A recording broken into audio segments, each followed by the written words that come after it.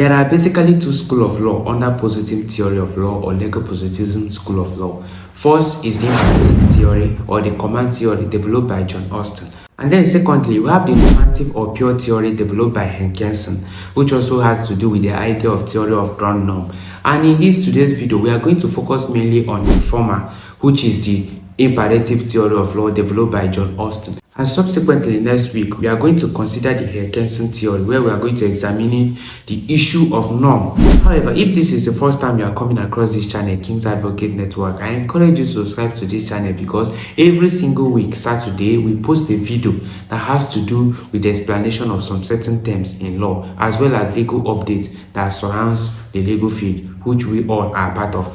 And without wasting much of your time, let's proceed immediately to see what command theory of law is all about. The idea of command theory of law under legal positivism was bombarded by John Austin, a faithful disciple of Jeremy Bentham, who was a philosopher at the era of 1990 to 1859.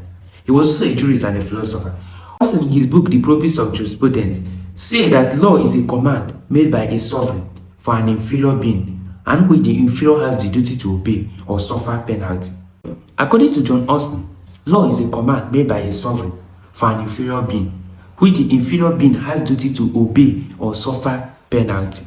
The idea of John Austin, when it has to do with the command theory or legal positivism, is that law is a command made by political sovereign or made by the sovereign to an inferior who are the subjects. So law is that which has been made or imposed by a person who is politically superior to a person who is politically inferior. That is the idea of John Austin.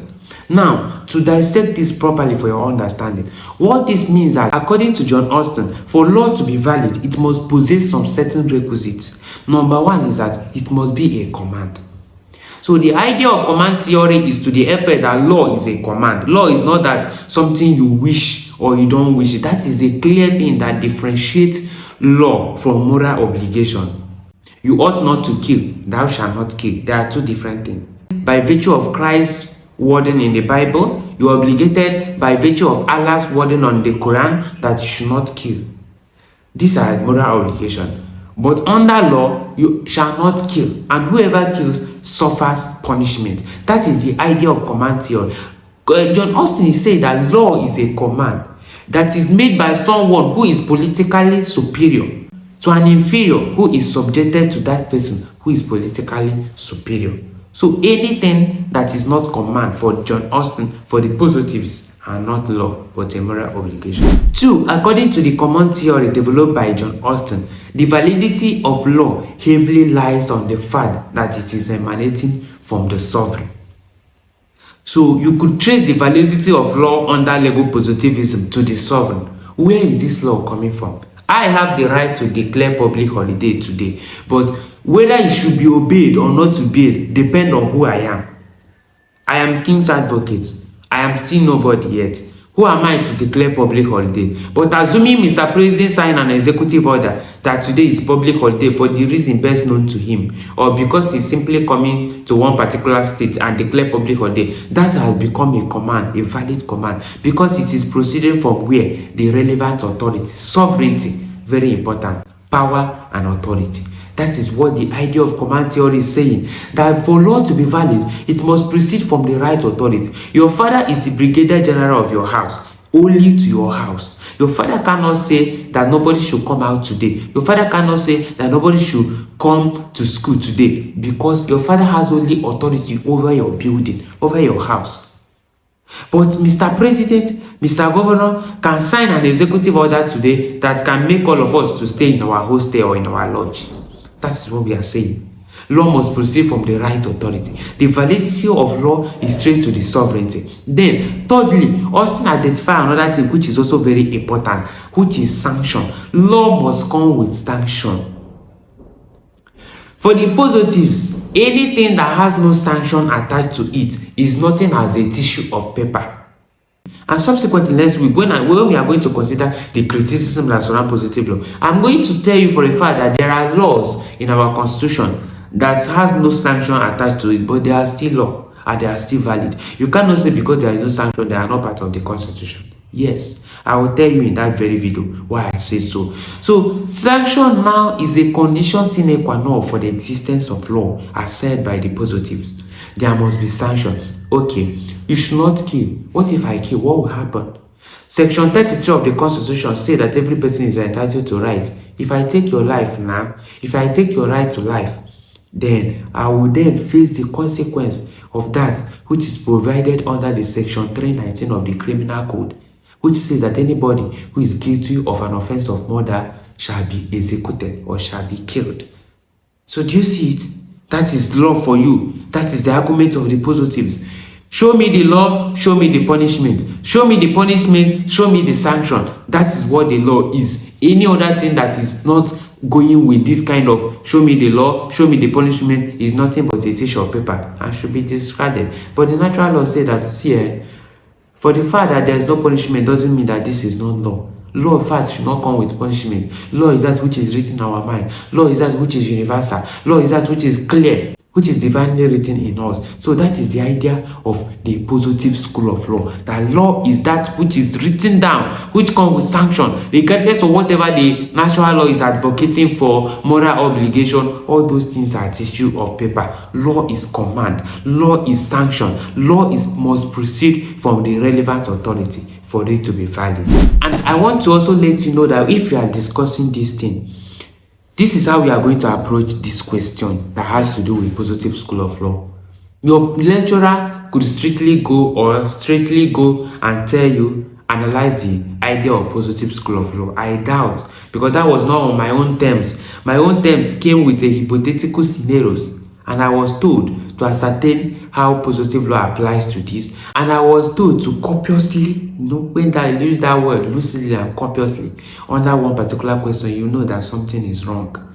They will tell you to, in fact, they will use the whole adjective to qualify a question. You need no prophet to tell you that these people want my life over this paper. So you are going to examine this. When you are dealing with you, first of all, identify what positive law is all about, like I did.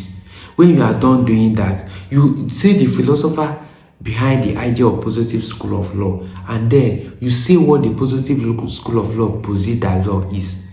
When you are done, you will make a kind of contrast between positive school of law and other theory of law. If time permits you, you put forward your arguments, the argument in support of positive school of law. If time also permits you, you also talk about the criticism that surround positive school of law. That's why the video on positive school of law here has been categorized under 4 stages. First one we dealt with last week has to do with explanation of the overall meaning of positive law. Second video we are doing now has to do with the concept of command theory. Then third video next week we are going to consider the Kelsen idea of pure theory, what we regard in constitution as theory of ground norm. And then lastly, we are going to consider the advantageous aspect of positive law and the criticism of positive law. All these things, you are going to put them down if you are asked anything on positive law. It doesn't just end with definition.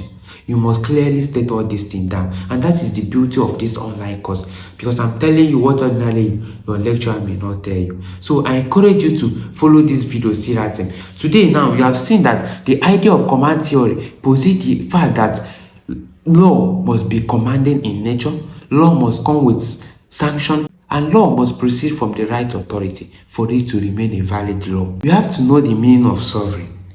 When you are talking about sovereign basically refers to a person or a body of person in the political society who the boss of the community in that society habitually obeys. So that is no internal rival, or who does not himself habitually obey some other person or persons, like external subordination. The idea I'm trying to drive home here to you is that when you are talking about the idea of sovereign or command theory, you must mention some key relevance in command, sanction, and sovereign. And sovereign in this case now, because we are not longer, the contemporary society we are operating now is largely rooted under democracy and federalism. So sovereign here now is obtained under the constitution. Sovereignty, or sovereign as we are speaking in this sense of contemporary society, rests on the constitution. Remember the supremacy of the constitution, which is stated under section 1 sub 1. that the Constitution is supreme and it binds everybody under the Federal Republic of Nigeria. And also when you get to section 1 sub 3, you see it asserts the principle of the fact that any law which is inconsistent with the Constitution is null and void to the extent of its inconsistency. Now I'm trying to tell you that when this theory of law was developed, that ancient time, sovereignty rests with the king. Sovereignty rests with the queen, depending on the particular who is ruling. Under the common law Britain, you see that sovereignty rests with the queen, sometimes the king. But in this modern society, sovereignty has metamorphosed or grown to rest no longer with the king or Mr. President, but to the Constitution. If you say, where does sovereignty rest in a particular typical federalism? Sovereignty rests with its Constitution. The Constitution demarcates power. The Constitution shares power between the legislature, between the executive, between the judiciary. So you want to see where the sovereignty rests, you go to the Constitution. You don't say that Mr. President is the sovereign now. Mr. President, ordinarily in positive law, the command of the king becomes the law. The commands of the queen becomes the law. But the typical society now, the commands of the Constitution becomes the law. And that Constitution has proportioned power between the two tiers of government. So Mr. President, if Mr. President acts or travail, that his action becomes null and void. If the judiciary act or travail, that judiciary act becomes null and void. If the legislature act or travail, they act contrary to the power vested on them by virtue of section 4 of the Constitution, that their act becomes null and void. That is it. So I'm trying to tell you that positive law submit that anything that is not written down as the law is not law at all. Anything that is not proceeded from the right sovereign, which is now in the Constitution, is not law at all. So I believe that this video will go a long way to aid your understanding. Follow us on our WhatsApp channel, Law Made Simple. If you go to this YouTube page, you are going to go down and you'll see a link that will direct you to our WhatsApp channel. You can follow us. You can always ask your question there. You can always connect to me. If you found anything confusing, you can always put it on the comment section. Whenever I see, I'm going to respond to you. Remember, we are in this together.